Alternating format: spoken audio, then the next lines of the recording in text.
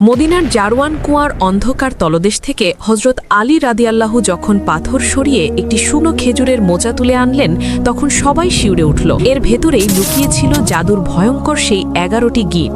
নবীজি বেশ কিছুদিন ধরে প্রচণ্ড অসুস্থ। জিব্রাইল আলাইহিসসালাম এসে জানালেন, ইয়া রাসূলাল্লাহ, লাবিদ নামের এক ইহুদি আপনার চুল ও চিরুনি সংগ্রহ করে কালো জাদু করেছে, আর সেই জাদুর জিনিসগুলো একটি শুকনো মোচার খোসায় ভরে কুয়ার পাথরের নিচে চাপা দিয়ে রেখেছে। দৃশ্যটি ভাবুন। আলী রাদিয়াল্লাহু সেই জাদুর উপকরণ নবীজির সামনে নিয়ে এলেন। মোচার ভেতরে ছিল একটি সুতা বা তন্তুতে 11টি শক্ত গিট। জিব্রাইল আলাইহিসসালামের নির্দেশে নবীজি সূরা ফালাক ও নাস পড়া শুরু করলেন। তিনি একটি করে আয়াত পড়ছেন আর জাদুর সুতার একটি করে গিট আপনা আপনি খুলে যাচ্ছে। 11টি আয়াত পড়ার পর 11টি গিটই খুলে গেল। গিটগুলো খোলার সাথে সাথেই নবীজি এমনভাবে সুস্থ হয়ে উঠলেন, হাদিসের ভাষায় যেন এতক্ষণ তাকে শক্ত রশি দিয়ে বেঁধে রাখা হয়েছিল আর এখন তিনি মুক্ত। কোরআনের এই দুই সূরার সামনে পৃথিবীর কোনো জাদু টিকে পারেনি। জাদু ও শয়তানের ক্ষতি থেকে বাঁচতে সূরা ফালাক ও নাস বেশি করে পড়ুন। সঠিক ঘটনাগুলো জানতে চ্যানেলটি সাবস্ক্রাইব করুন।